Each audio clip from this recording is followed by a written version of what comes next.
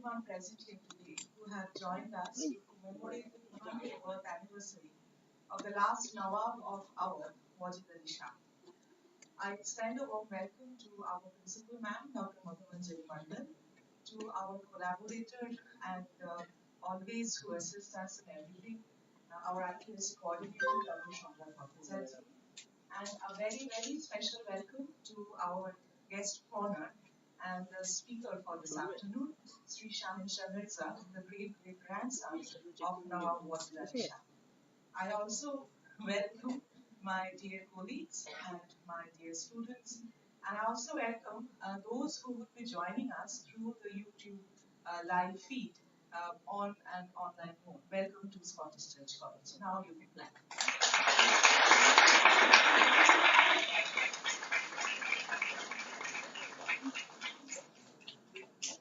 To begin with the session, I will request our principal ma'am, our accuracy coordinator, and our honored speaker to kindly come up on the dais.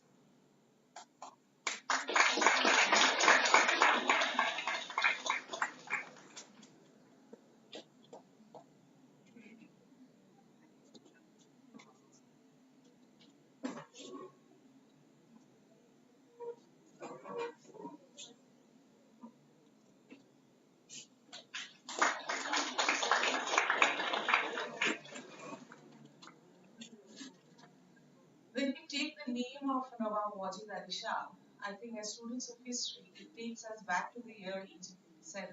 Semester 5 should be aware of that. The year was an interesting one for us because parts of India were up in arms against the colonial regime, and the Nawab found himself right in the middle of it. He came all the way from Awad to Calcutta to find a solution to his problem, not knowing that he would never make it back home. So what he did was settle down at a corner in the city of Calcutta and made it his home, the little owl as we call it. And thus, I guess the cultural life of our city and the state of West Bengal was forever impregnated with such cultural traits that we still cherish, experience, and fondly think in nostalgia. Who better to speak about that legacy of the last Nawab hour towards our culture and our life and our society, but his great grandson, Sri Shah Mirza. I would now request our student, Ambarin Farid, to kindly come up and assist our principal to warmly welcome him to our college with a few gifts.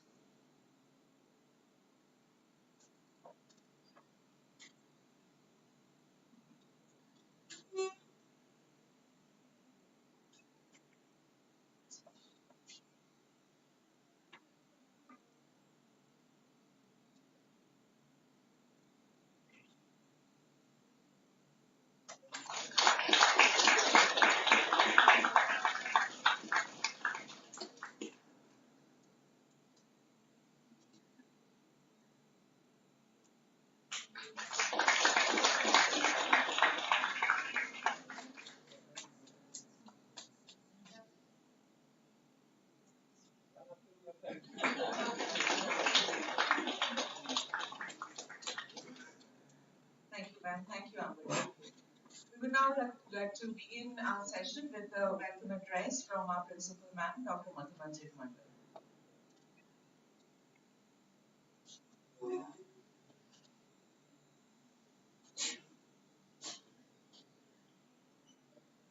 Good afternoon. Sri Shah Mirza, our honorable speaker today, Dr. Supratim Dash, our vice principal, who has expressed his apology and who is the senior most faculty in the Department of History in our college, Dr. Shamrat Bhattacharjee, our IQAC coordinator, Dr. Rajashree Ghosh, Bursar, Dr. Vidisha Sinha, Senator Secretary, Dr. Narayan Chandra Das, Teachers Council Secretary, Dr. Srimuri Thakurata, Head of the Department of History, my respected colleagues from the Department of History and from other departments, and especially my friends uh, from our collaborator colleges and distinguished guests who are watching today's seminar online, and my beloved students. I heartily welcome you all today. History Department, along with the Historical Society of Scottish Church College, organize many interesting events in the college. Following that tradition, today they have organized this seminar entitled Nawab Wajid Shah and his lasting impact on the life and culture of Bengal. I hope our speaker today will be able to enlighten us in many aspects about which we are curious today. Though today he has come to us to open the closed windows of history of Bengal to us as a historian, but he is a senior GST officer in the Ministry of Finance. And for him, sir, let me inform you that we have a very strong BCom department, and we also have introduced our certificate course on GST, which is being conducted by the Institute of Cost Accountants of India. Sri Mirza is also a green activist, and he has planted thousands of saplings. Sir, you will be delighted to know that in our college, we have taken many green initiatives. And our nature club members and the Department of Botany are doing a very good job in planting trees, maintaining a good medicinal plant garden. And recently, we have adopted a fishing cat in Alipur Zoo, which is our state animal and an endangered species.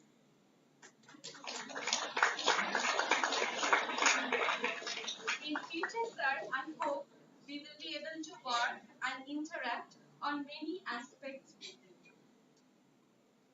I would like to congratulate the Department of History for organizing this seminar today. I think the faculty of the department deserves a very big round of applause.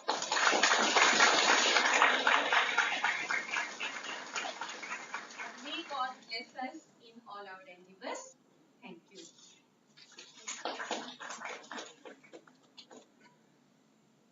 Thank you so much, Principal Ma'am, for your kind words of encouragement and as always. I would now like to request our collaborator and accuracy coordinator, Dr. Shomla Trottensetsi, to address the students.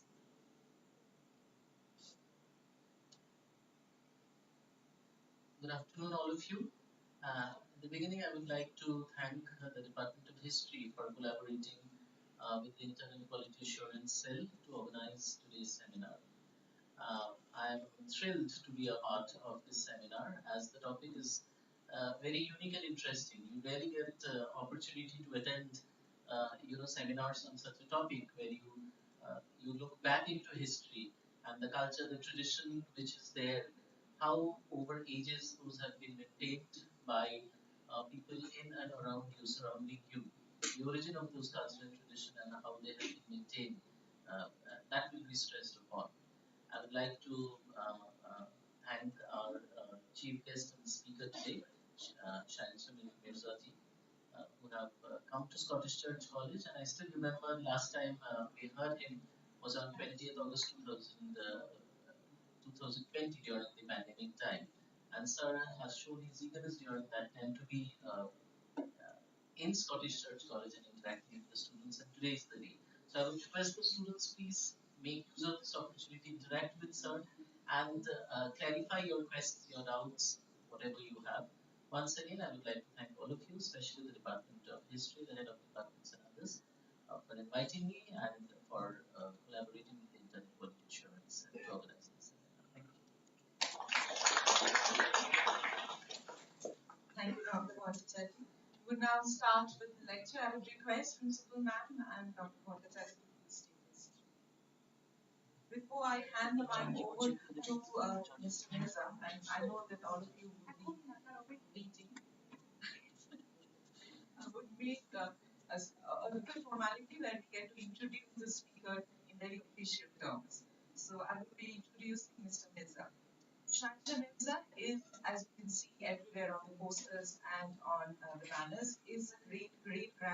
of Nawab Wajid Shah, the last ruler of Awadh. He was born in Calcutta and he finished his school from Don Bosco Park Circus, following which he went to St. Xavier's College and studied with political science honors. He is currently, as Man said, is a senior GST officer in the Ministry of Finance and is currently posted in the city itself. He has, and which is not very surprising, has co-authored three books and all on the city itself: Calcutta Built Heritage, Calcutta Roads, and a commemorative volume on diplomatic relations between China and India. He is, as again Ma'am has pointed out, a dedicated social and green activist and has planted thousands of saplings. He is passionate about preserving the heritage of India and is a life member of INTAC and PKG. He is a popular public speaker, as we know him very much to be so, on various issues, and he is actually coming to our college, with the quotation, coming to our college for the second time. He has spoken to our students, your seniors, before in the year 2020 during lockdown. And even then, the students very enthusiastically responded to his talk. And there were so many questions that we had to end the session by saying that we'll keep the questions in stock for the next time. So here he is again to deliver his lecture to you students currently, and I'm very glad to say in a physical mode. So over to you.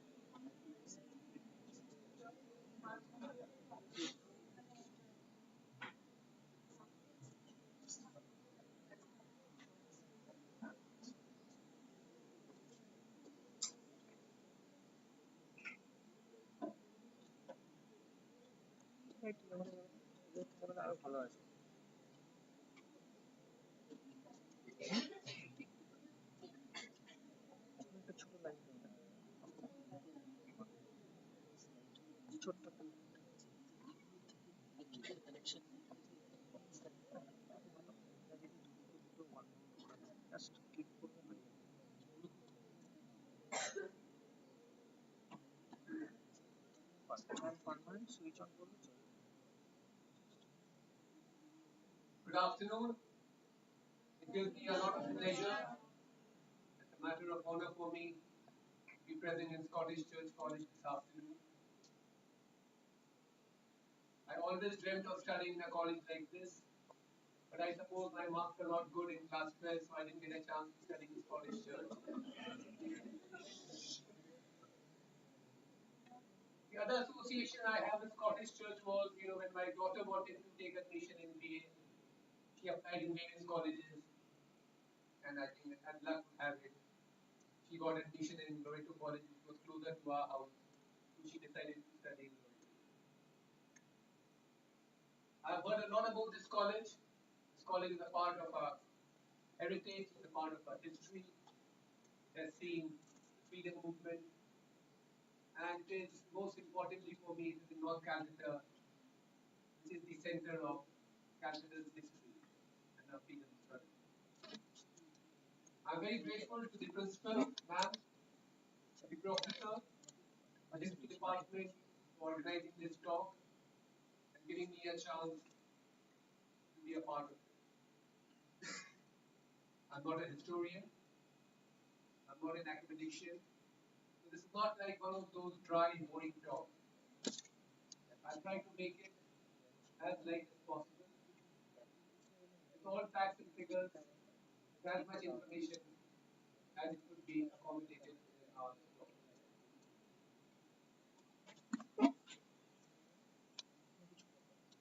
This afternoon, I'll be talking about the legacy of Nawab Wajid Ali Shah in Calcutta and Bengal. A lot of people feel, and the common perception is, the moment you talk about Wajid Shah, they tell you that yes, he was the one who introduced aloo in the biryani. But that is not even 1% of his contribution. His contribution was far more greater.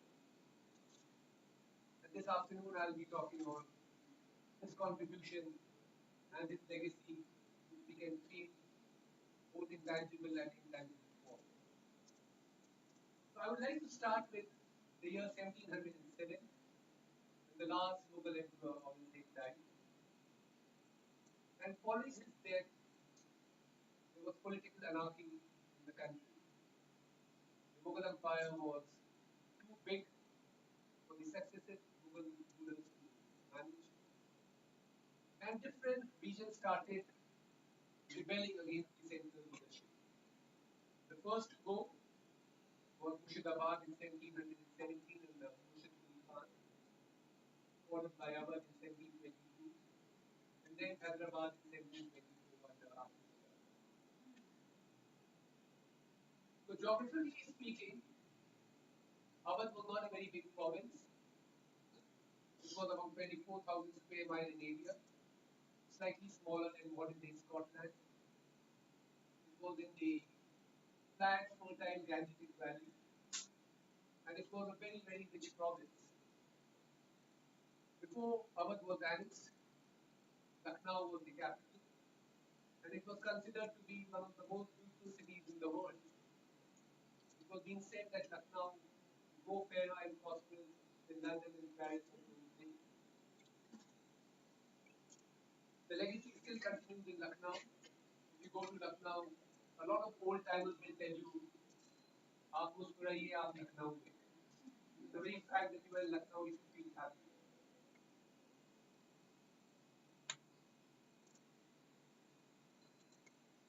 So in 1708, a Persian nobleman by the name Sadat Khan came to India.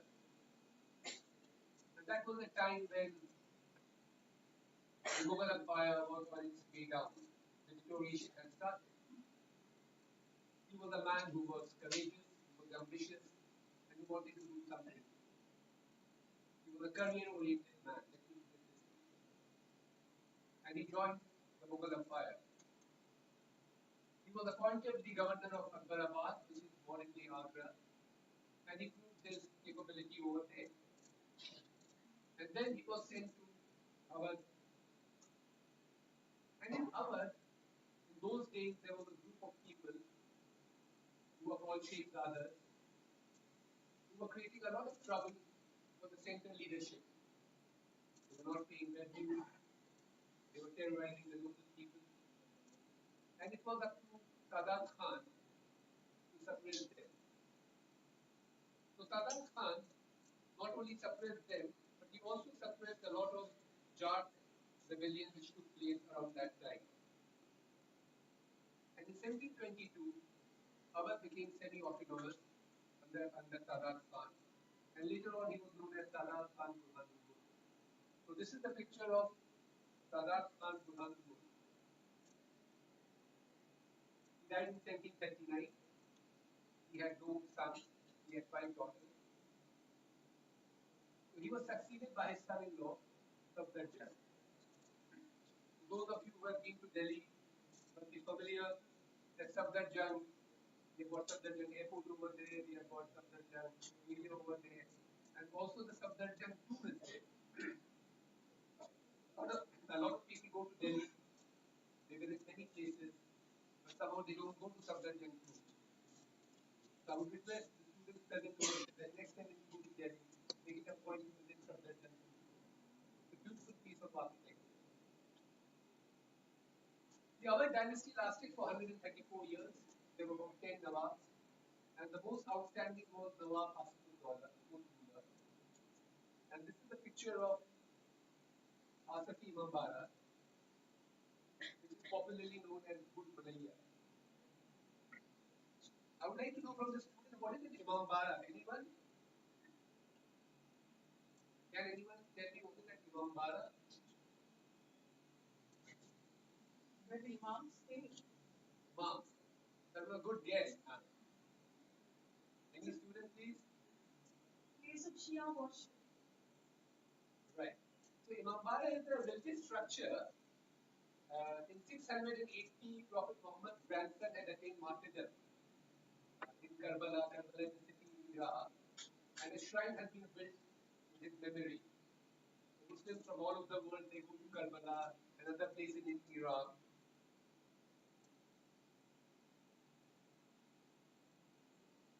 And these Imambaras are religious places where people gather for majlis. Majlis are religious congregation.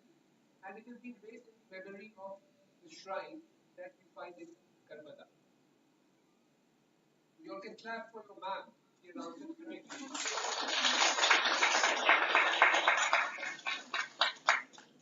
So this Imambara is called Asafi Imambara. And there's a very interesting history behind this Imambara. In 1784, there was a very terrible famine in Awadh. A lot of people became poor, crops had failed, and Asafuddaula wanted to help them. But Asafuddaula was a man who was very benevolent. So he thought that instead of giving them money, I should do something by which I can give them money, but at the same time their ego will not be hurt. So he came up with this idea of constructing a unique structure which would be one of its kind in the world. And he started the construction of this Asafi Mambara. So Asafi Mambara, as you can see in the picture, the two-story building. On the ground floor is the Imambara, where the religious functions are held. And on the first floor is what is known as Bulbulaiya. It's a labyrinth that's got 489 identical doors and corridors. If you ever happen to go to Bulbulaiya, I know some of you must be very adventurous. Please don't go alone. Take the help of a guide. If you go alone, then chances are very high that you will not be able to come out. You have to send someone to get you out. So when this construction was going on, construction took place for a very long time because it's a massive structure.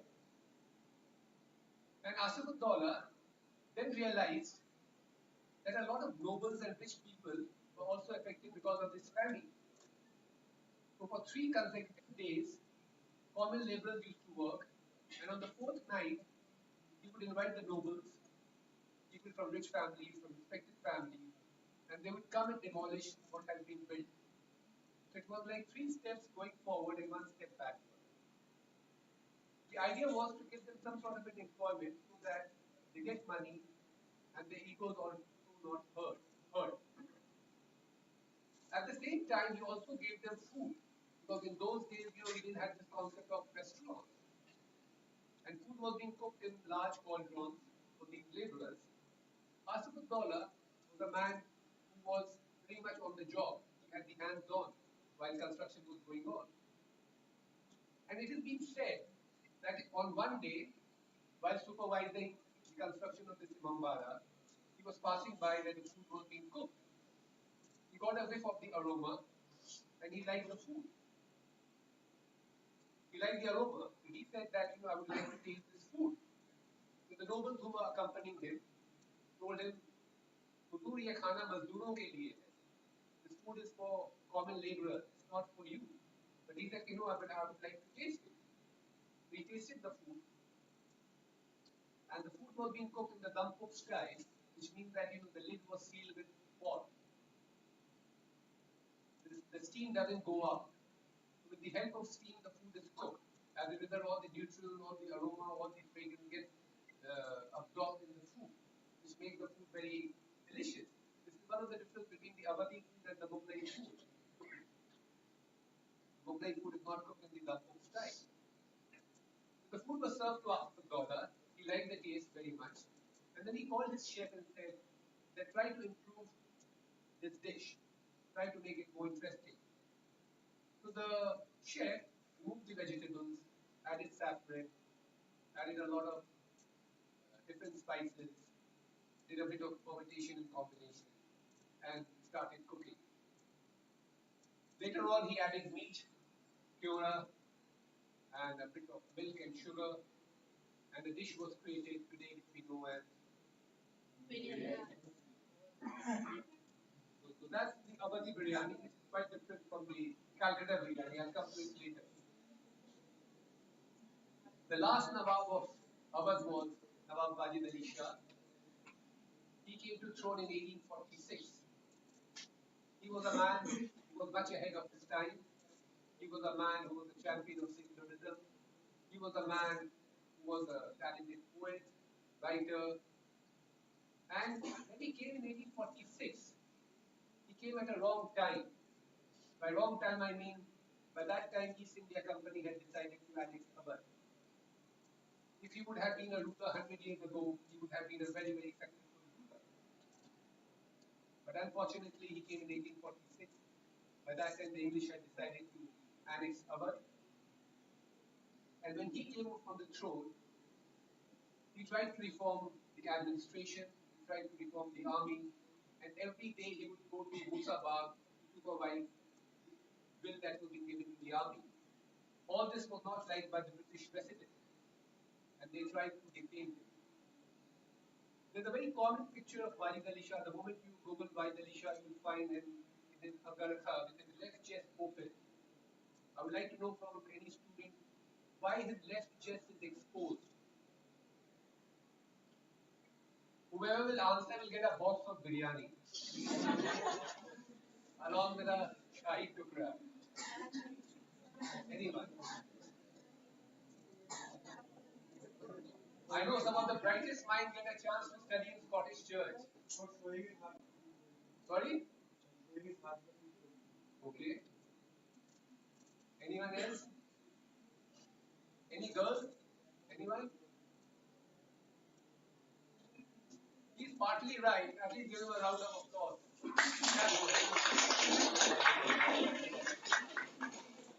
Vaidali Shah was a man who was a ruler and he was also a writer and a poet. It was a symbolical gesture on his part to show to the world that my heart is open. In Urdu, we say that mera dil khula hua hai. So he wanted to convey to the world that my heart is open. So whatever I see, whatever I observe, whatever I hear, it gets absorbed in me. I am able to understand the pain, the agony, the love, affection of the people, and accordingly, I take a decision. And it was reflected in his writing. He was a man who was extremely secular.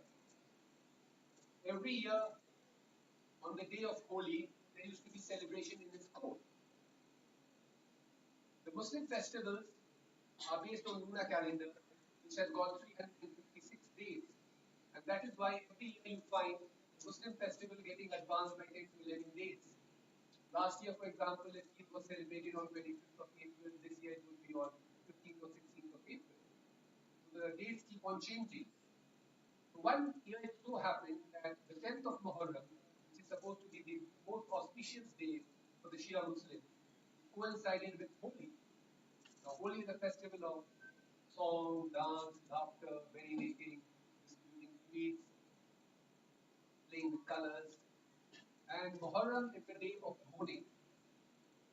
So the Hindu noble went to Vaidali Shah and said that this year, since Holi and Muharram has coincided, we would not like to celebrate Holi in your court. But Wajid Ali Shah was a man who was much ahead of his time. He was a ruler, and he had to be a balanced person. He had to look after the interests of all his subjects. So he said, no, like every year, we will celebrate Holi. Holi will be celebrated in the morning, the same fervor, and in the evening we will have religious functions associated with Muharram. So that way he was being able to satisfy both the community. The secular fabric that was being laid by the Awadh rulers was so strong that even today it can be felt in Lucknow. I'll give you one very small example of this strong secular fabric that is still continuing. In 1947, when we got our independence, the whole country was in deep trouble. The country was partitioned. Millions went from India to Pakistan. Millions came from Pakistan to India. Millions came from East Pakistan to this part of the country. a lot of people went from Bengal, Bihar, UP to East Pakistan. Many were killed. There were a lot of horror stories. In 1947, many Indian cities were affected, but nothing happened in Lucknow. In 1964, the holy relic of Prophet Muhammad went missing in Hazrat Bal. Hazrat Bal is the shrine in Srinagar. Many cities were affected. There were serious communal riots between Hindu and Muslim. Calcutta was no way affected with it, but somehow Calcutta was a very badly affected city. It was so badly affected that my father's younger brother, while returning from office, he saw one of his friends being killed. And he was so badly disturbed that he had his lunch, went back to his office, submitted his resignation, and went to East Pakistan. Even in 1964, nothing happened in Lucknow. Interestingly, in 1992, the Babri Masjid was brought down. The whole country was deep trouble. There were curfews. I remember curfew was imposed in Calcutta. Many shops were burned, many buses were burned, many people were killed all over the country. Nothing happened in Lucknow. And in Lucknow, there have been just only communal rights, but there have never been a Hindu-Muslim communal right. The Ganga Jamuna Tehzeeb is still very, very strong in Lucknow, despite whatever is happening in our country. That I don't want to go into.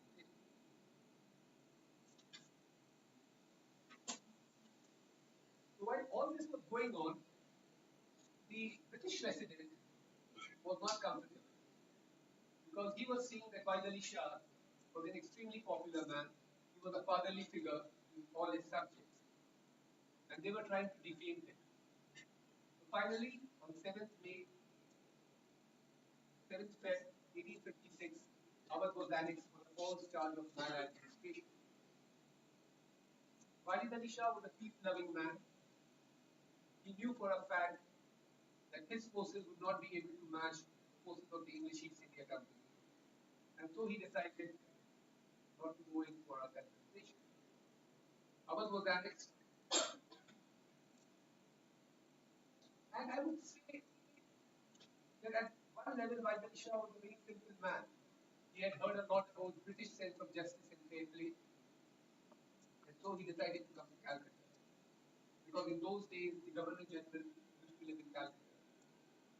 So he came to Calcutta on 13th May 1856. It was a hot and humid day.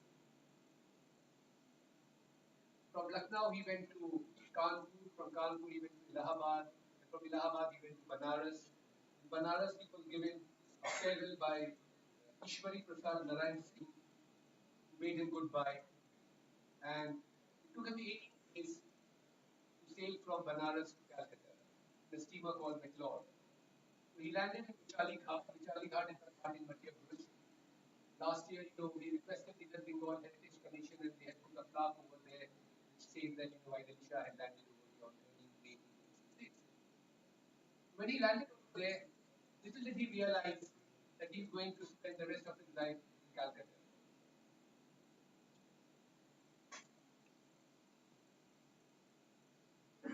After reaching Vichali Ghat, this is a picture of Vichali Ghat.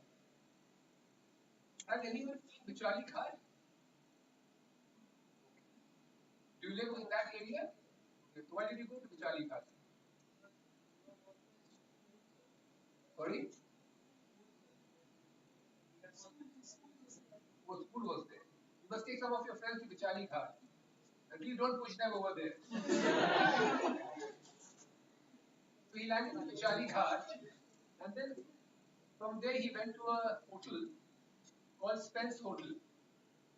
This hotel was one of the finest hotels in Asia at that point of time. Unfortunately, this hotel has been brought down, and in its place, an extremely ugly red building has come up.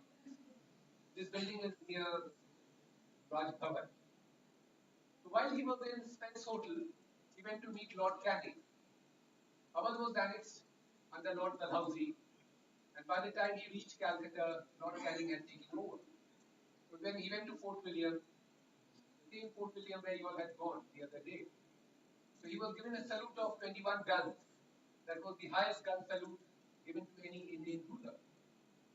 And And very soon, Waidali Shah realized that Lord Canning is over here to look after the interests of English and British and not to cater to the needs of any Indian ruler.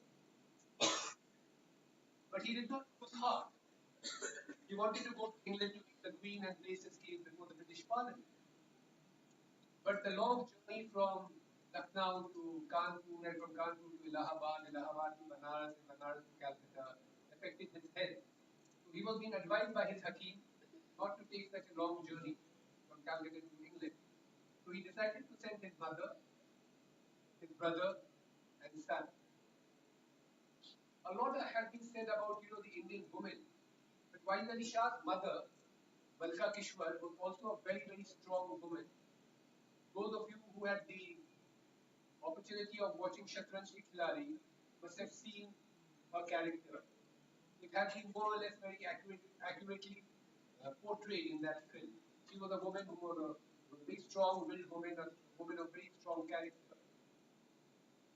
So while negotiations were going on in England with the Queen and they were trying to place their case before the British Parliament, the Great Uprising took place, and all hopes of getting back Awadh were lost forever.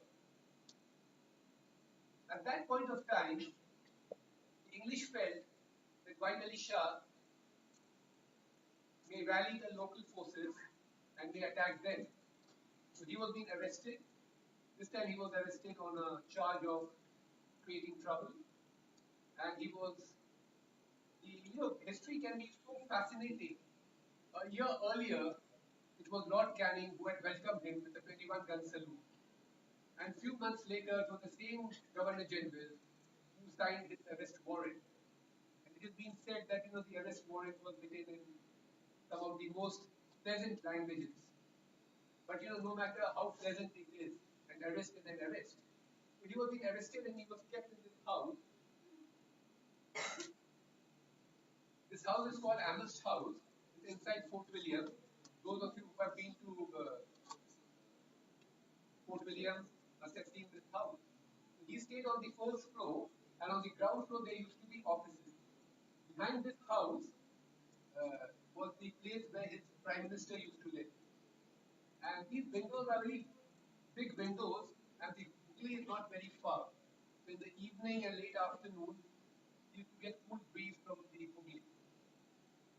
He stayed over here for 26 months, and naturally a man who has lost his kingdom, and then he came to know that his mother passed away, his brother passed away, his mother died while she was in France. So he was very upset, he was very depressed. But he wanted to come out of his depression. And as a writer, he wanted to do something which will help him in getting out of his depression. So he started writing. And he wrote a beautiful piece in Persian which is called Husn-e Akhtar, which is about 1,492 couplets. It means sorrows of Akhtar, where he talks about his sorrow, he talks about his mood, he talks about his passion, he talks about his present state of mind, and what he would like to do once he is free. Unfortunately, it was being looted by the British and it resigned in Sarkasm. While he was in Amherst House, that was the time when the residency in Lucknow was attacked and it was under siege.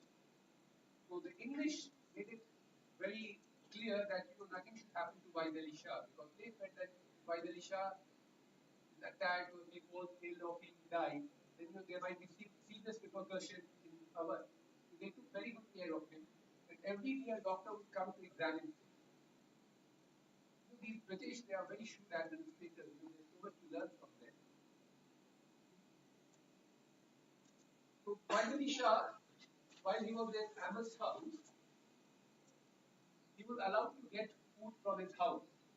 So the royal kitchen was in Matiyapur. The food used to come from his wife to his house in Amherst House. And along with the food, his wife, whose name was Khas Mahal. Khas means special in Urdu. She was an extremely beautiful woman. She was more richer than Waidali Shah at the time of marriage.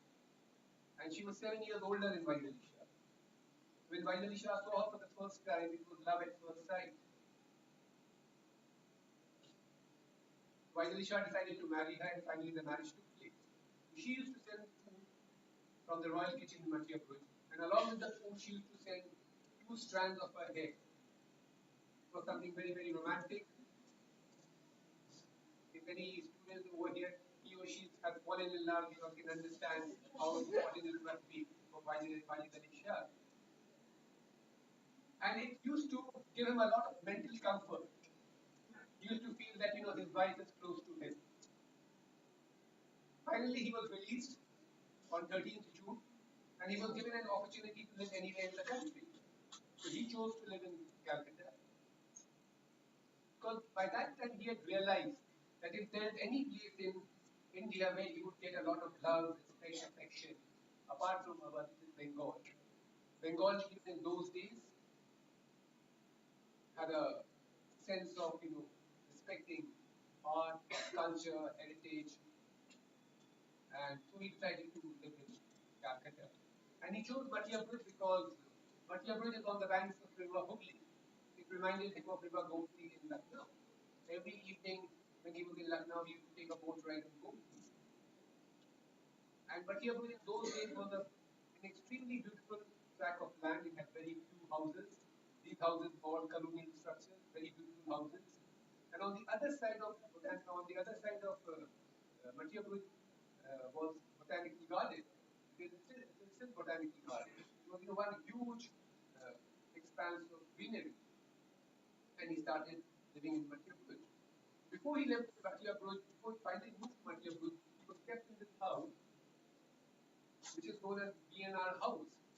This was the house which was built for the Chief Justice of the Supreme Court of India. In those days, the Supreme Court of India was stationed in Calcutta. Now, this house is under Southeastern Railway, and since it is under Southeastern Railway, it is an extremely rich organization, and the general manager, the official residence of the general manager, is very well maintained. So he lived here for a few months, and after he was released, he shifted to Madhya Pradesh. I would like to know from this story what is the significance of the word Madhya Pradesh? Why is it called Madhya Pradesh? 2 boxes of biryani and 2 shahi tuska. Anyone want to try? Any guesses? Someone from the last bench. Last bench students are very bright students. Yes, would you like to try? You have a very interesting haircut. What's your name? Someone said, yeah. Yeah. You have a very interesting haircut. Would you like to try why Madhya Pradesh is called Madhya Pradesh?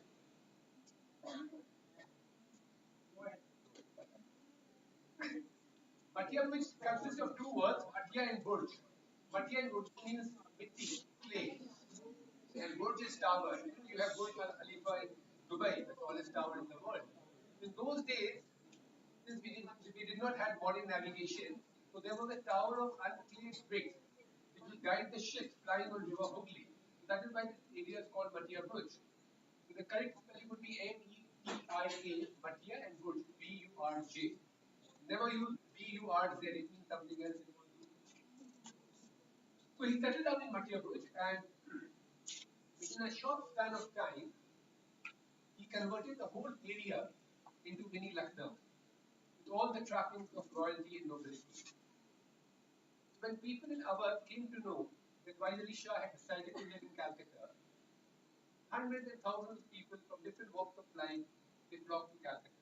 They all settled down in Madhya Pradesh. Initially, he had come with 500 people, but later on, the number kept on increasing.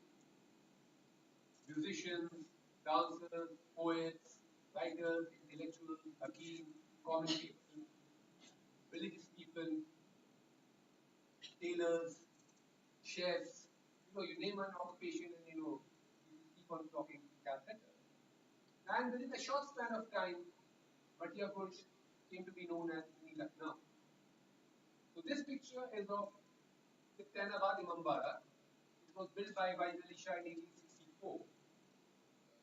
Don't compare this Imambara with the one in Lucknow because the Imambaras that you see in Lucknow are built on much grander scale because those were the time when they were ruling. This was built by a ruler who had lost his kingdom. So you can understand that he has fallen on bad days. But keeping that in mind, I think it's a beautiful structure. It's more than 150 years old, and the condition is reasonably good.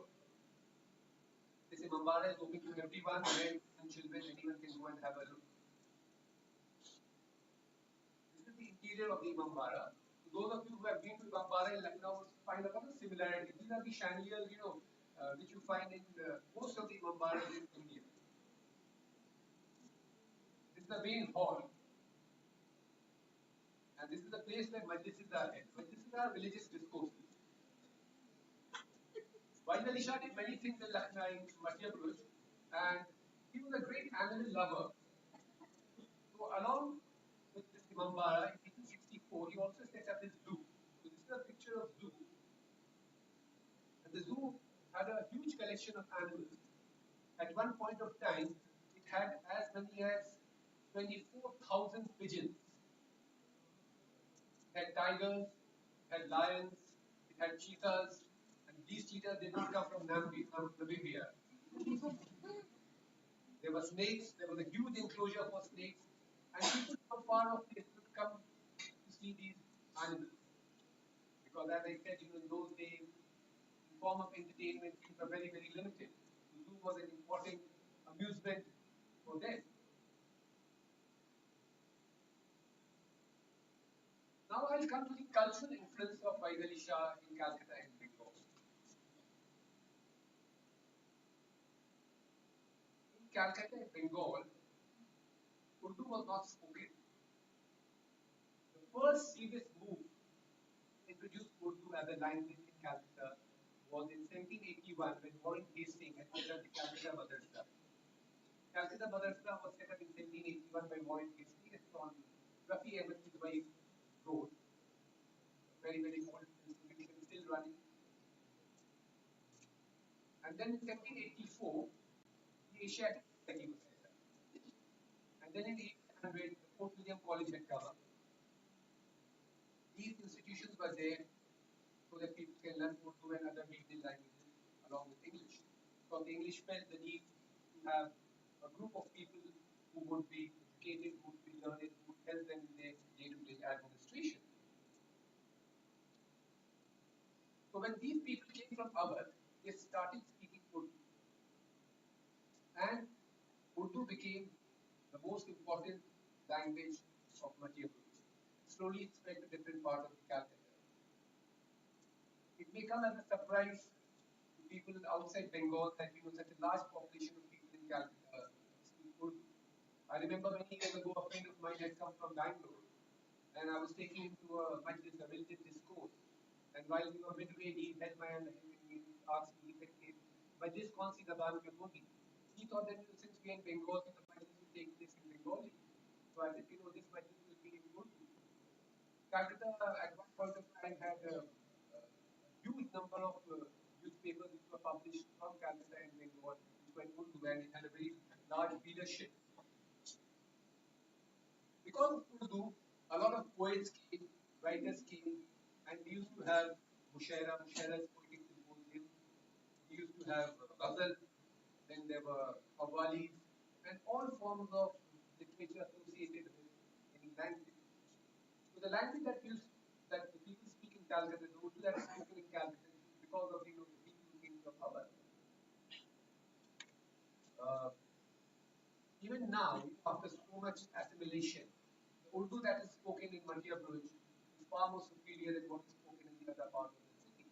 For people like us who don't live in Madhya Pradesh, when we go to Madhya Pradesh or Lucknow for that matter, we have to be very careful of what we are speaking. I keep on repeating this, and I don't mind repeating this. That if you go to Madhya Pradesh, people will never tell you bad shape. They think that bad shape is something very, very crude. They'll say तशरीफ रखिए. They'll never ask कि आप कैसे हैं. They'll say कि आपके मिजाज कैसे हैं. How's your mood? Because they think that if somebody is feeling happy, no matter wherever he is, even if he's hungry, he'll be in a very positive state of mind. We usually say that when we introduce our sister that ये मेरी बहन है. Over there, don't be surprised if someone says that ये मेरी हमशीरा है. Shira means, Hum means we in Farsi, and Shira means milk, which means that, we have shared milk of the same woman. So that is, the influence of Urdu in Calcutta. And there are many Urdu schools in Calcutta, Urdu medium schools, which produces thousands of students every year. And some of them do very well. The other influence, of course, is Kathak. Wajid Shah, a Muslim ruler ruling in medieval India, a Shia Muslim, taking interest in a dance which originated from the temples of North India. I think he must have been a very brave man. He must have had a very large heart in order to ignore all the opposition that must have come from the Maulanas and Maulvis. According to some interpretation of Islam, music and dance is forbidden in Islam. But Wajid Ali Shah took Kathak as an art form, and under his patronage, Kathak rose to great heights. When he came to Calcutta, he introduced the same form of entertainment. A lot of Kathak dancers came from our, and they used to perform. And talented artists of that were people like Raja Surinder Mohan Tagore of the Paturia Ghata Tagore family, and Pandit Jadu Bhatta were some of the local artists who benefited from that patronage. So when Kathak was introduced, a lot of people also started calling these Kathak artists. The Bengali babus of that time, they also took it in a very big way. And these kothas were set up, where these artists used to perform. And in those days, Kathak was seen as a very disciplined form of art that got nothing to do with flesh trade. Unfortunately, because of some stupid Hindi films, Kathak has been associated with prostitution. But Kathak was very, very highly respected form of art. Till 1950s and 60s, some of the respected families used to send their children, male children, to these kothas so that they can learn the nitty gritties of mannerism. Like if you are wearing a churidar, how will you sit on the floor? If someone offers you a pan, how should you accept the pan? And if you accept the pan, how would you say thank you? How would you get up? Or if you're sitting in a mehfil where there are some elderly people, how should be your behavior? So it was like a finishing school where people were being taught soft skills. And these were being taught by these talented artists and their associates. It was very popular. Because of this Kathak and music, a lot of artists came from Banaras, Allahabad, Delhi, Hyderabad, and in Calcutta and Bengal, there was a huge supply of talented artists. In 30s and 40s and 50s and even 60s, the Hindi film industry had a lot of contribution from Bengal artists, from the singers, music directors, choreographers, dress designers, all because of the influence people of ours had over here. The famous song Babul Bora was attributed to Wajid Shah and it became immortal when K.N. Sagan sang that film, Street Singer. There was another pastime which Wajid Shah introduced in Calcutta, and that is the pigeon flying. Pigeon flying was a very important pastime in Awadh, and he introduced it in Madhya Pradesh. And very soon it spread to different parts of the city and state. In those days, people used to not only do breeding but also cross breeding. And pigeon which could fly maximum numbers of hours would be considered to be a champion. Pigeons have a very strong sense of geography because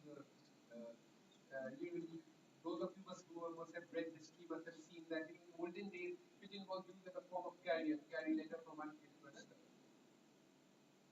And I have heard from my family members, senior family members, that if you wanted to oblige someone, you would give a gift of nice pigeon, good breed pigeon, because that was considered to be a good gift. And people would go out of their way to look after these pigeons.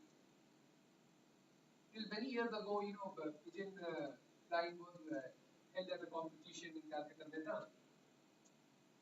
The other cultural influence which Wajid Shah had in Calcutta was kite flying.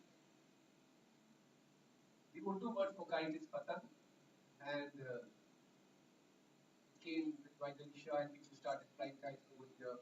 And it was one of the most popular pastime of young men and women in those days.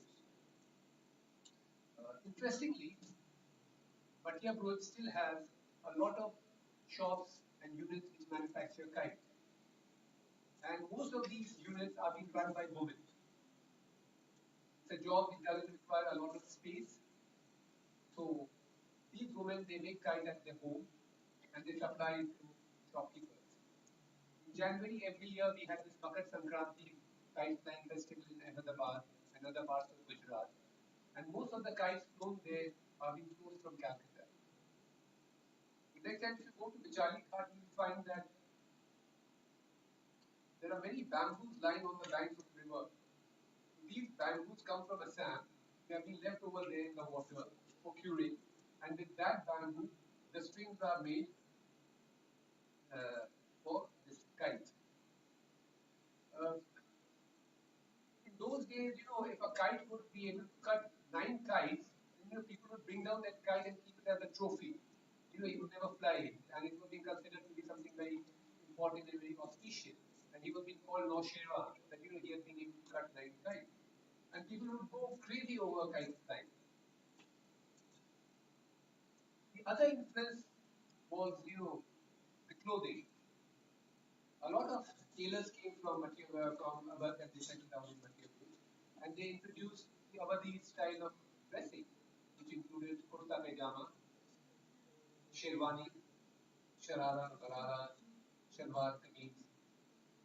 And this is a picture of sharara, and this is a picture of sherwani. So this is the traditional sherwani. We find it very different from what you see Shah Rukh Khan and Amir Khan wearing in movies. This sherwani is a plain sherwani. It's got a pocket over here. And most of these sherwanis are in solid colors, black, blue, grey, or even white or cream. And it is usually worn over churidar, or at the most a pajama, but never over jeans. Unfortunately, there's hardly any tailor in Calcutta these days who stitch a good sherwani. Now I'm coming to the most interesting part, the Awadhi cuisine. Is there anyone who doesn't love biryani? Please raise your hand. I can see a hand going up.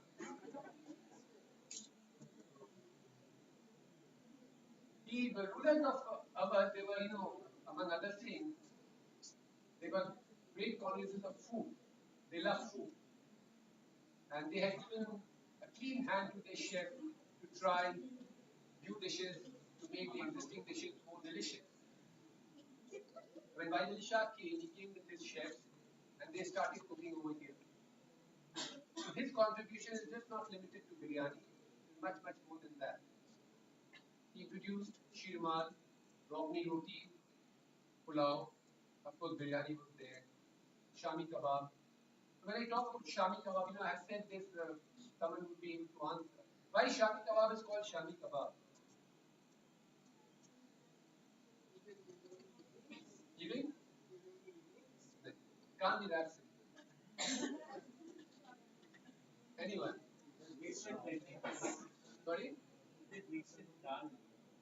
But why shami? Dal is not called shami. Is there any girl who cooks? Is there any girl who is interested in cooking? I want any girl to try. Why shami kebab is called shami? Sorry? That is what he said. We eat it in the evening. So that was not the correct answer. Something more than that. Sorry? Cooking candlelight. That's too romantic an idea. When Aman was at its peak, a lot of people came from different parts of the world. like going to America. People go there from different parts of the world. So when Awadh was at its peak, a lot of people came from Syria. They were strong, they were well built, they were very courageous, and they formed part of the Awadh army. So when a group of people go from one country to another, from one region to another, they don't only carry their language, tradition, custom, but they also carry their cuisine. So these people who came from Syria, they started cooking according to their style. And they used to cook meat. And they used to make these shami kebab, which was considered to be something very delicious. And the people of Awadh liked it and they took it as part of their cuisine. Now the question comes, why it's called shami kebab? Because in Urdu, Arabic and Farsi, the country Syria is known as Sham. So since they came from Syria, they came from Sham, so to identify that kebab, it was called Shami kebab. Which means that it had been cooked by people who came from Sham. It's like the Indian cigarette. We abroad, weed is called Indian cigarette because it originates from India. So that is why Shami kebab was called Shami kebab. The Awadhi biryani and the Calcutta biryani. There's always a debate which is the best biryani in Calcutta. The Awadhi biryani, Calcutta biryani, or the Hyderabadi biryani. So I'm not talking about Hyderabadi biryani because I don't consider it to be biryani in the first place.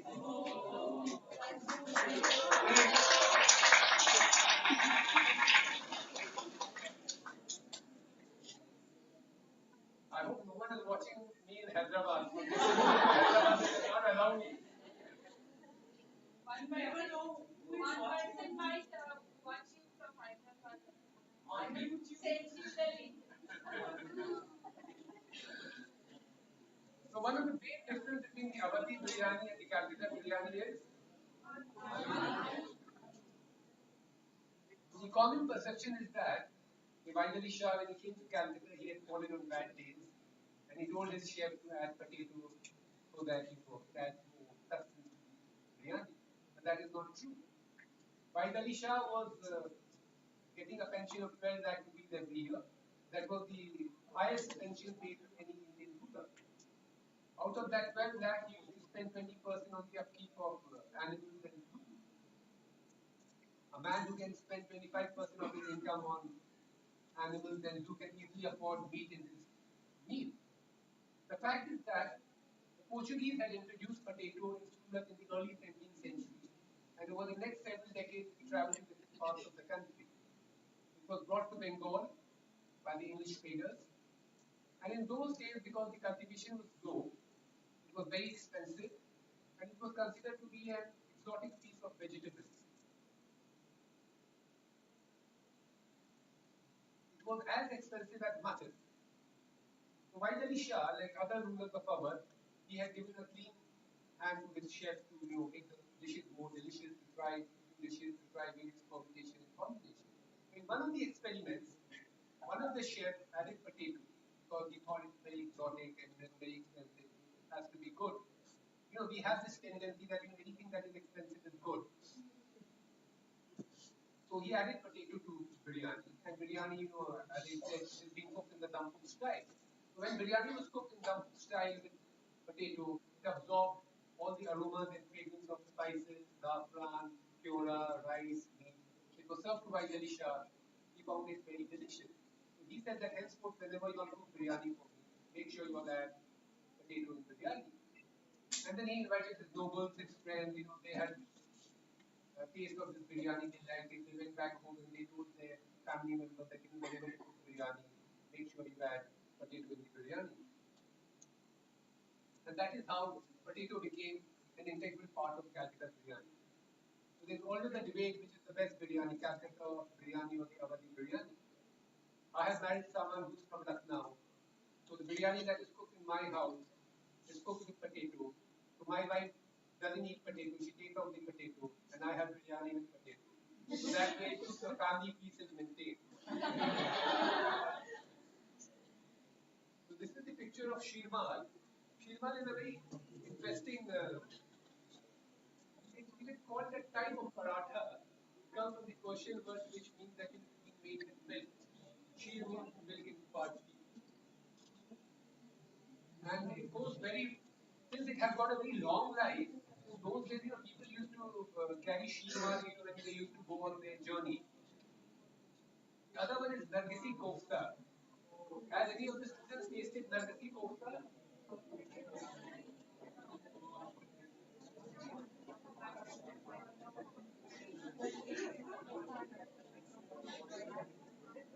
Nargisi Kofta, if you look at Nargisi Kofta, the yolk looks like a human eye.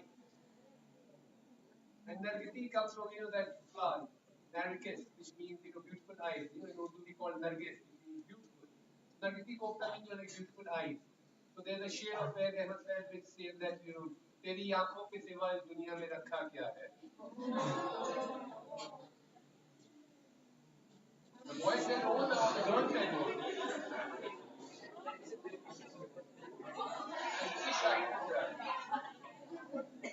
There's a very interesting anecdote related to Shahi Tukra. One of the Begums of Awad was a very benevolent woman. So every day she used to see that, a lot of bread was wasted. So, when you cook at home, you can't time it to the nearest gram. Either it will be, there will be some leftover, or, the food will fall short. So the food was wasted. So she told her servant that, distribute it to the poor people. And, the bread was being given to the poor people. And after some time, she felt that just giving bread to these poor people would not serve the purpose because it's very dry and they will not be able to eat it. So she said, why don't you dip it in sugar? They made a syrup of sugar and it was being dipped in sugar and it was being given to them. And it became like a sweet bun. So they liked it. And then she went a step ahead. She said, why don't you add saffron and add some dry fruit to make it more interesting? And that is the origin of Shahi Tukra. So Shahi Tukra is one of those very few dishes in the Awadhi cuisine which had a very, very humble origin. It started as a leftover food. And before I end, this is one of my famous quotation which I always say that history cannot forget that Calcutta gave refuge to an unlucky ruler and in return got the legacy of one of our finest cultures. Even after so many decades, many of us in Bengal fondly remember our last ruler. This says it all. And I don't know where Wajid Ali Shah is, like we all don't know where people go after they die. But wherever he is, if he's able to watch us today, I'm sure he must be smiling.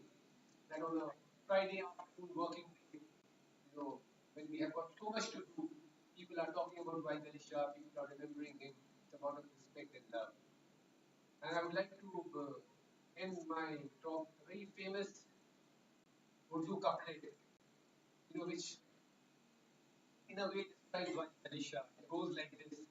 हमारे बाद महफिल में अफसाने बयां होंगे हमारे बाद महफिल में अफसाने बयां होंगे बहारें हमको ढूंढेंगी न जाने हम कहां होंगे which means that after I'm gone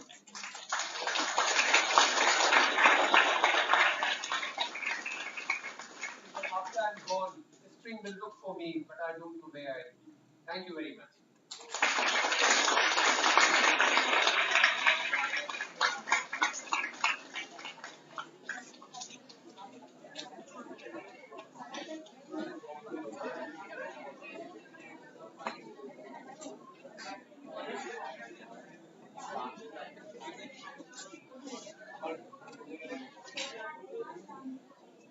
I don't think I need to sum this up. I think the reaction and the response from the students are adequate and enough. And I think when you uh, kind of look at history from the perspective of life as it is, I think it becomes living and it becomes alive and it kind of gives you a new energy to study history once again. I would say so. Another very very big round of applause for our students.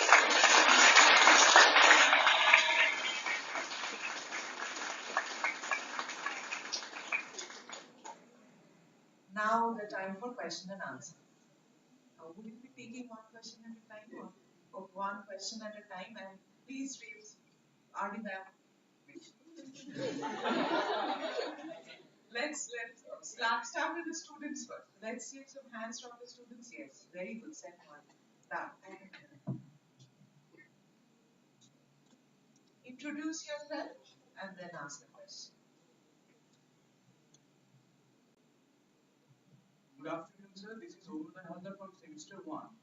I have a question regarding the literary characteristic of Wajid Shah, that why did he use two pen names while writing? One of it is Akhtar Priya and one is Faisal, I think.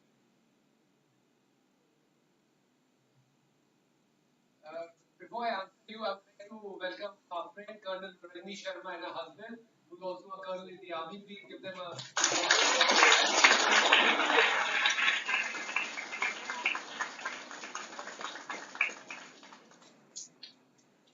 You know, writers, poets, they have their own sense of imagination. Why do people write more than you? So there was no mechanical answer for that. It could be one, it could be more than one. They can do anything. Anyone else?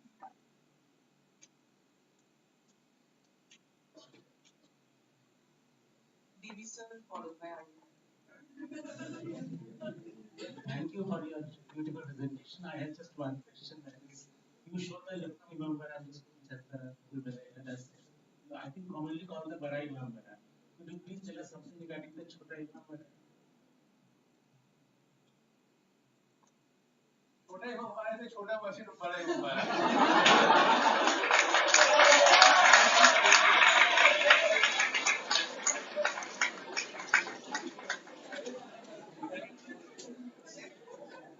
छोटे इमाम हमारा those of you who would like to go to Lucknow, or if you will ever visit Lucknow, I would request all that you all visit the Chota Imam Bara also. I'm glad you raised this topic. Chota Imam Bara is an extremely beautiful Imam Bara, and it is on a smaller scale. That is why it's called Chota Imam Bara. It has got some of the most expensive chandeliers over there, and that is also the center where a lot of Shia politics takes place. So if they are planning anything against the central government or the state government, or the central government or the state government wants to do something over there, so Kota Mampara is the center of political activity. And every year during the month of Muharram, uh, processions are taken out from Kota Mampara, and the whole area is called Husainabad. Husainabad because it reminds you of Imam Hussain, who was the grandson of Prophet Muhammad. So that is, you can say a sort of a epicenter of the Shiaism over there today.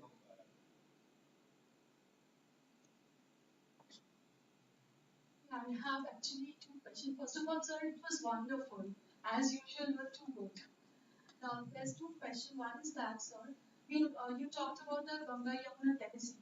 We know that the people of Lucknow are they have so much legacy कि वो रसगुल्ले की छिलके भी उतर के खाते हैं, so it's like that.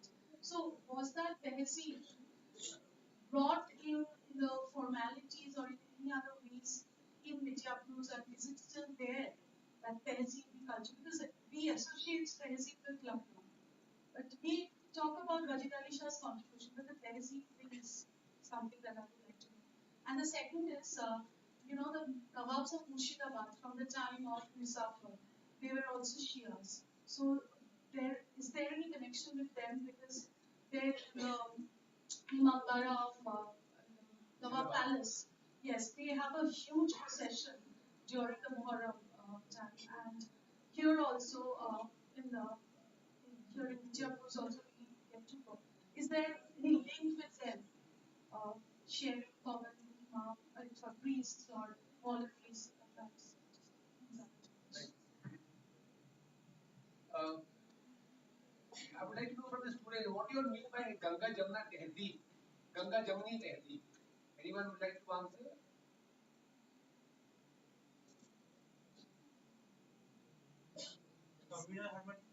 Yeah, you're right. See, the Ganga and Jamna are the two major rivers of this country, North India. And over here it refers to the two communities, the Hindus and the Muslims. The Hindus and Muslims have lived in this country for several centuries.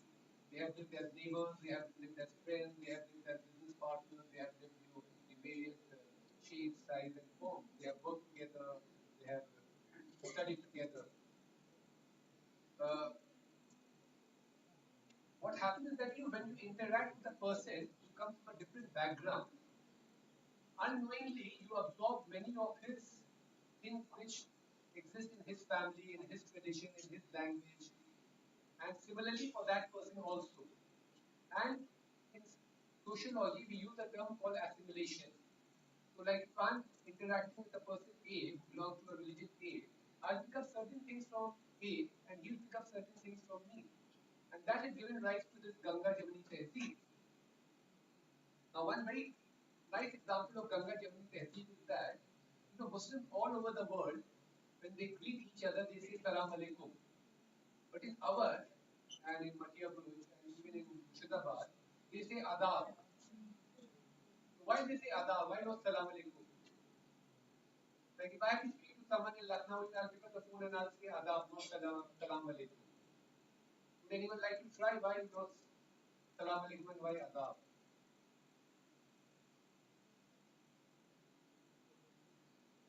Whoever will answer correctly will get 5 marks of history, ma'am.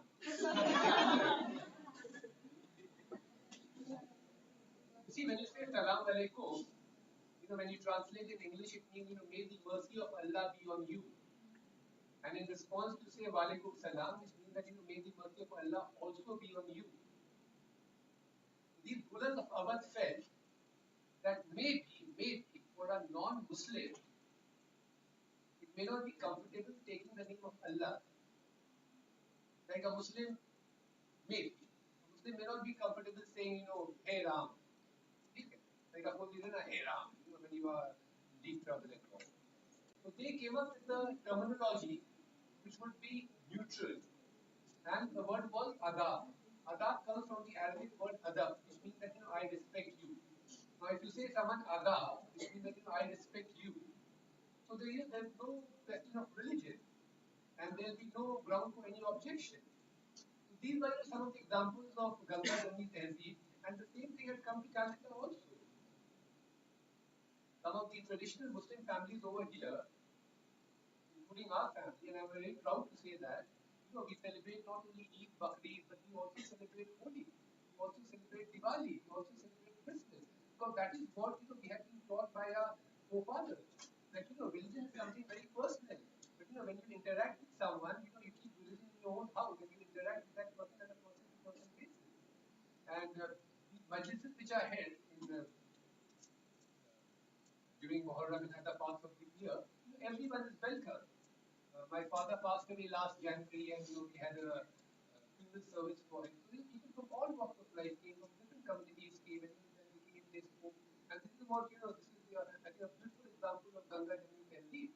I remember my daughter, she went to a missionary school, and when she was in class 3, one day she came home and she was very excited, and she said that one of my friends said that I'm Hindu, so I want to know what I am.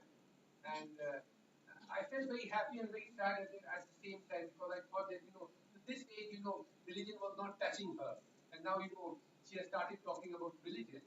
So, these are some of the things that which we try to do, and I hope that this Ganga Jamuni Tehzeeb not only continues in Bengal but rest of the country. The second question was about Murshidabad. Murshidabad was one of those very few Shias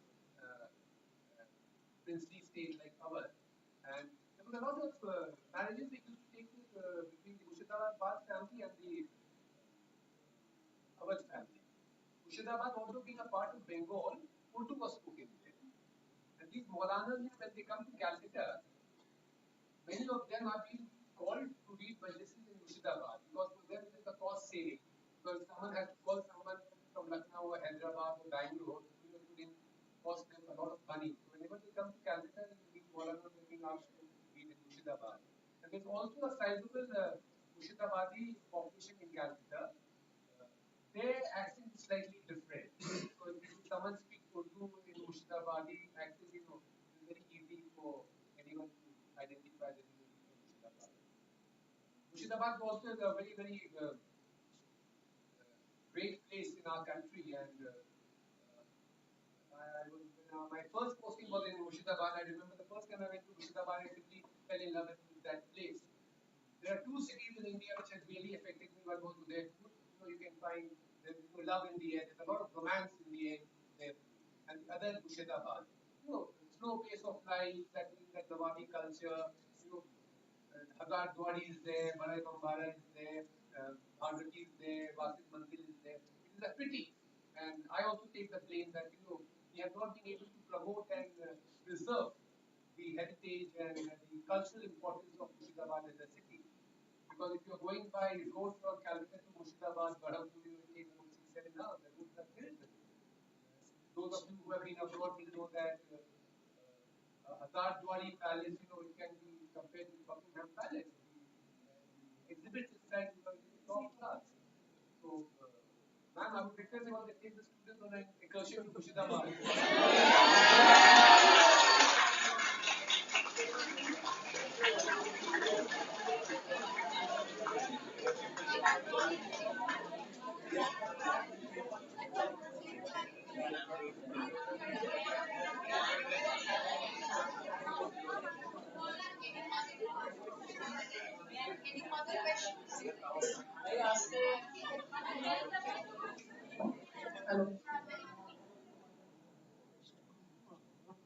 So I'm Shona Mitra person.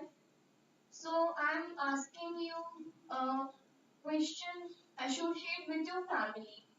So his name is Nawab Wajid Ali Shah and your name is Shahanshah Mirza. So how did the surname change? I just want to know. Can you, what do you think? How the surname has changed?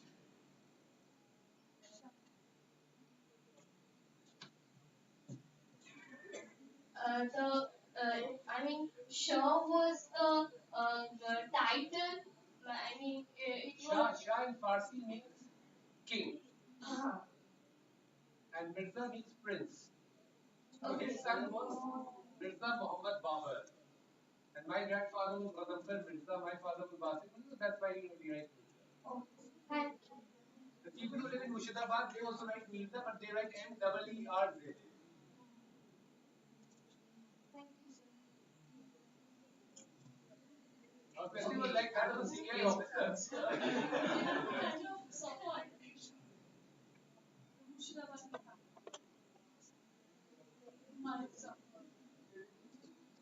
Good afternoon, sir. Myself, Shori Ghosh, Department of History, Semester 5. Thank you so much for this beautiful presentation. And we, the students of history, are feeling lucky enough to be a part of this. My question is, why Wajid Ali Shah was known as Royal Yogi of Lucknow? Why Yogi? Was he spiritual? Was he associated with some kind of spirituality or something like that? When he was very young, he felt ill. And some astrologer told him that, he should be dressed up as Lord Krishna on a particular day. So when he grew up, he took a fascination for Lord Krishna. And he had written one play also, it's called Indra Sabha, where he played the role of Lord Krishna. So on a particular day, every year, he would dress in yellow and, ashes would be spread all over his body. And since, he was from a royal family where he was called the royal yogi, that has got nothing to do with the present yogi. I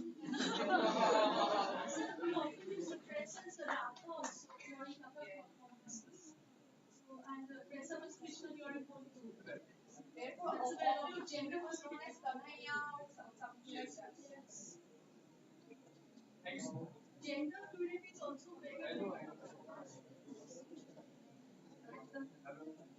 Sir, I'm from Krishna from Step 5. I loved your presentation. It was very casual and it was very casual. That's it.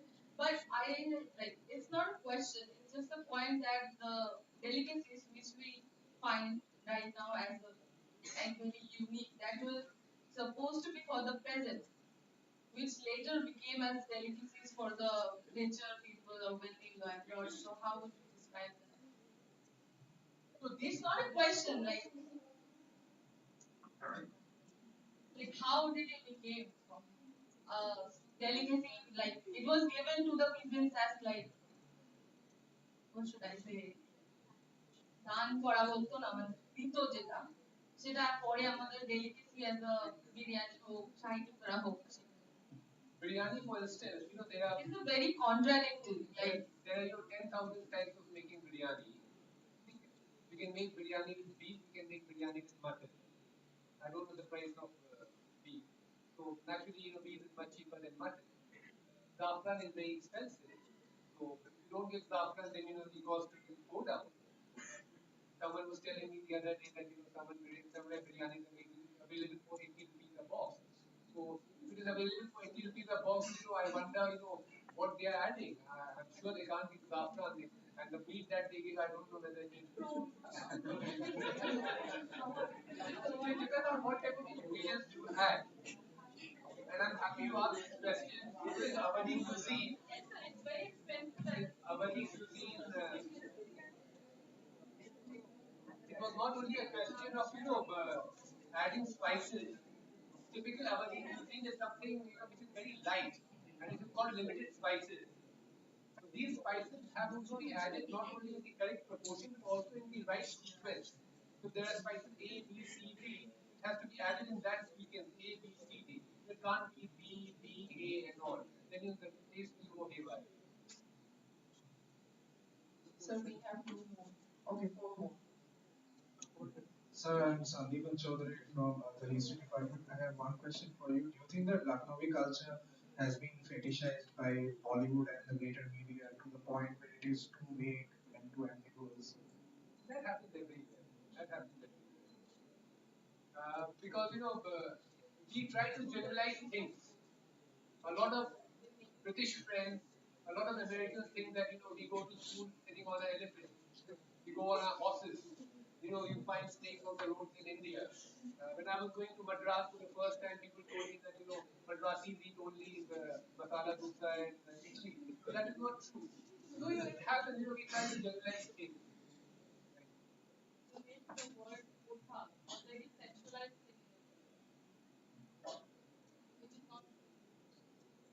And this quota was like the membership of the Bengal club. There were some quotas which were being run by very good Kathak performers, and only those people can go, who are attain a certain status in society. So if you're going to a quota A, it means that you have reached a certain place in society. Everyone can't go. Everyone will not be accommodated over there.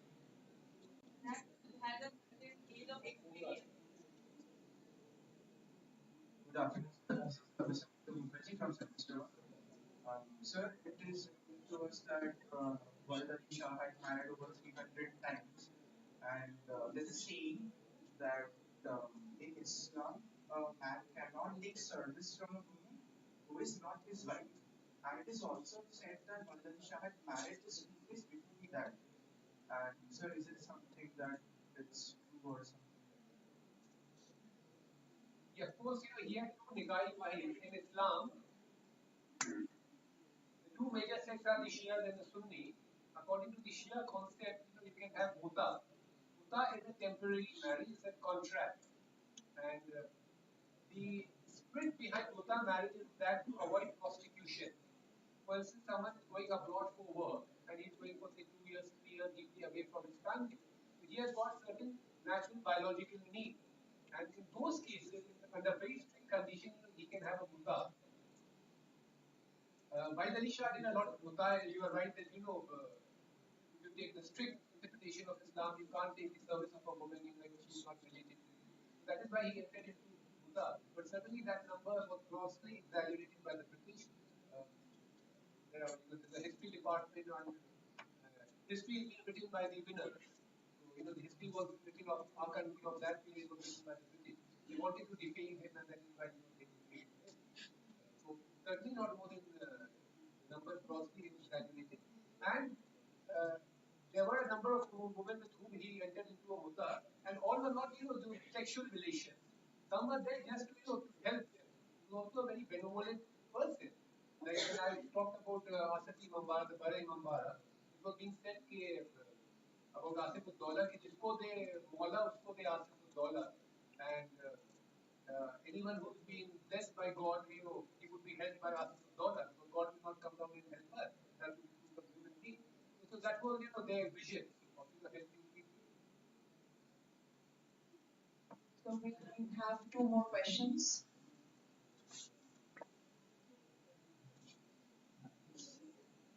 Good afternoon, sir. I am Wajid from History Department. So, first of all, thank you for informing my fellow friends of the fact that I have a area not there because secondly, sir, I have heard this even on a couple of YouTube channels that when Wajid Ali Shah came to Calcutta, his health was declining, and that is the reason Calcutta biryani is a less spicier version of Awadhi biryani. So is it true? When Wajid Ali Shah came to Calcutta, he realized that the climate of Calcutta is very different from that of Lucknow, and we have 5 10 minutes. These rulers, whenever they used to order some food, it was always in consultation with the Hakim. When Shah Jahan transferred his capital from Shah Jahanabad to from Agra to Shah Jahanabad, he found that a lot of people were falling ill. So he called the Hakim and he said that why so many people are falling ill. And then the Hakim found out that the water of Shah Jahanabad is not good, and there was no way they could go back to Agra because Shah Jahan felt that Agra was too congested. So there was the introduction of chilies and tomatoes. Before that, the Mughlai food was very, very bland. It was only during the time of Shah Jahan that chilies were added, and the chilies were added a lot of redness to the Mughlai food.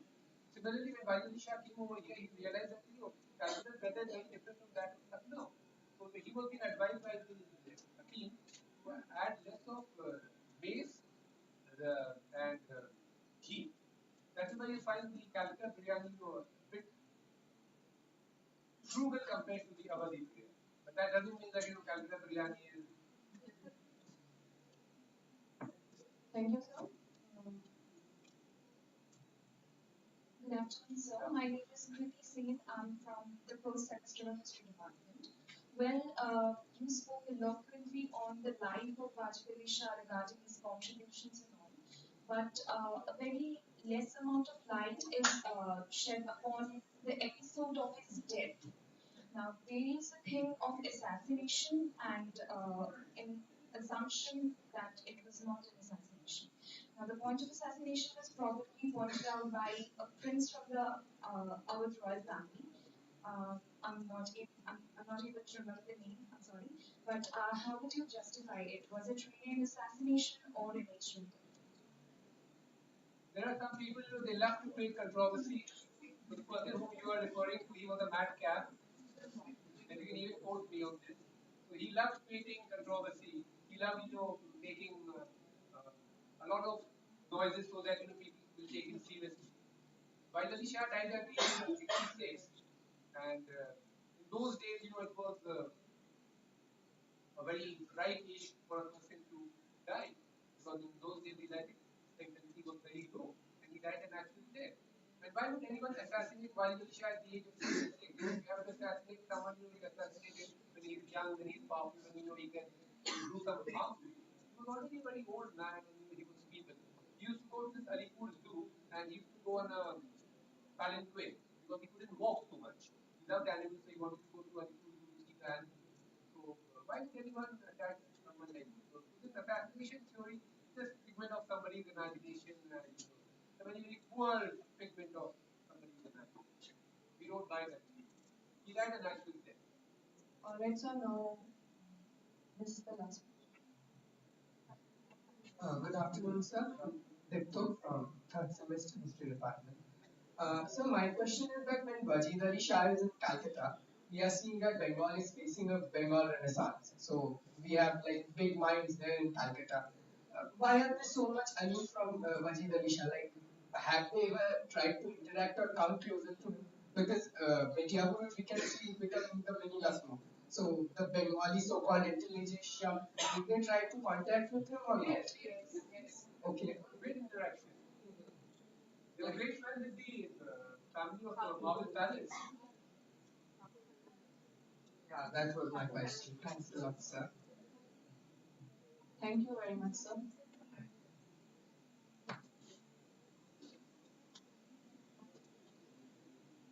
Again, I think your lecture gets attested by the number of questions that you get. So, right, we are just about to end today's program, and I will now request Dr. Vicky Bhattacharya to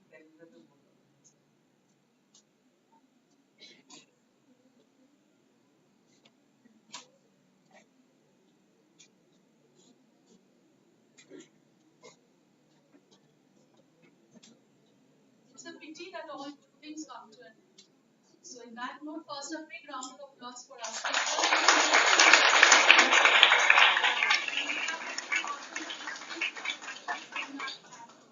A big round of thanks to you, Professor. It was really very good and refreshing.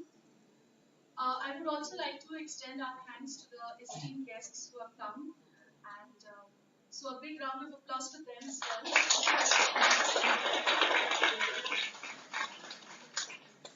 Thank you to our principal, Dr. Madhumanjari Mondol, our vice principal, Dr. Shukrati Das, our IQSC coordinator, Dr. Shomrat Bhattacharya, who is also a collaborator in this seminar, the other members of the internal management committee, that is our college bursar, Dr. Rajoshri Ghosh, the senator secretary, Dr. Vidisha Sinha, our teachers council secretary, Dr. Narayan Chandra Das. On behalf of the on behalf of the Department of History, I extend a big thank you to all of you. Besides our students, your participation was very good. You asked some interesting questions, and I'm sure you enjoyed a lot. So thank you all.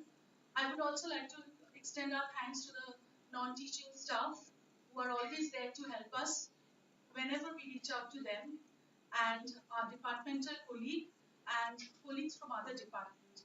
So a big thank you to all of you. And before the end of we have already come to an end. A very light refreshment is being served outside the seminar hall, so please enjoy yourself. Thank